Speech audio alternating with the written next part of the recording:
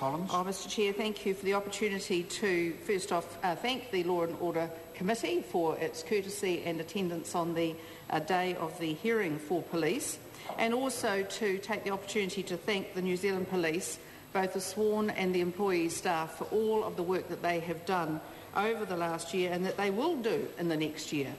I would like to thank them very much for the fact that every day they put their lives on the line for the rest of us, that every day they take options that many other people would choose not to have to take, and that they do not have, and I acknowledge very much, they do not have the luxury of being able to stand by and let something happen which might be a crime or somebody to be injured.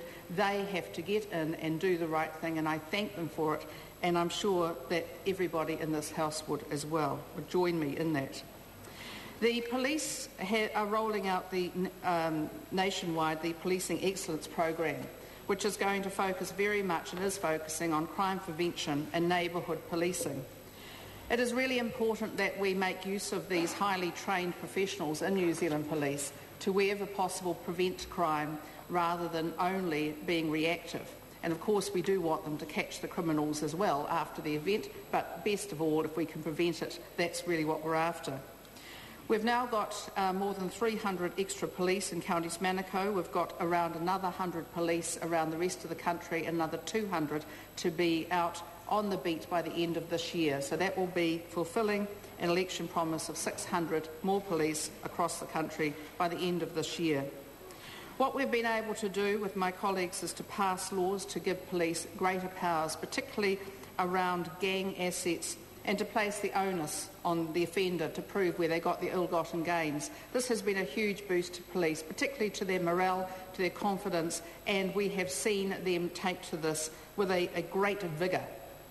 We've also seen great work between police and customs, in particular around methamphetamine busts, and we've seen a lot of this end up with some of these offenders in prison for quite a long time, as they should be. What we've also seen, despite all the naysayers when we said we're going to put extra police out in the streets, we've actually seen a reduction in crime. In the last calendar year, what we've seen is a reduction in crime of around 6.8% across the country. In some parts of New Zealand, we've seen some quite spectacular reductions in crime, and every district in the country has had a reduction when it comes to a per capita basis, although some are much smaller than others.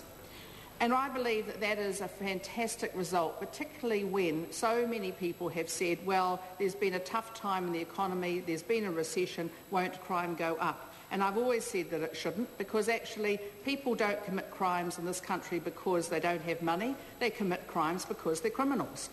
It's got nothing to do with someone's poverty status, and if anyone disputes that, just have a look at some of those failed finance companies and some of the things that were going on then. That wasn't about poverty, that was about greed, and it always is. But what we've seen too is police working much better as well with their communities, and that's where the neighbourhood policing teams that I've talked to about today in the House in question time are really coming into their own. We've had 6 in Counties Manukau. It's made a huge difference, and these are being rolled out around the country. And they're not going to be in every community. They're going to be in communities that are the target communities with the greatest need. And I think that's smart policing. We're seeing some really great confidence in police. I'd also like to take the opportunity to welcome the new Commissioner of Police, who came on board on the 3rd of April this year, and also Deputy Commissioner Mike Bush. Peter Marshall's the Commissioner, and they've joined Deputy Commissioner Viv Rickard. They are a really great team who are putting their troops first, who are expecting their troops to really come forward, think about what they're doing, and to get the very best out of them. There are also people who will stand up for their troops, and I think that's important. One of the things that we can as a parliament to do is to actually support the police in what they do. And I think many of us who talk to the victims of crime, who understand what it's like to be on the receiving end of burglaries or car thefts or assaults, we understand what it's like for people who are victims of crime. And I believe as well is that the police's new focus on victims is going to pay dividends as well. I get a lot of comments into my office about the New Zealand Police. The vast majority of them are fantastic. I'm very proud of them, and I congratulate them for what they're about to do for the next year. Okay.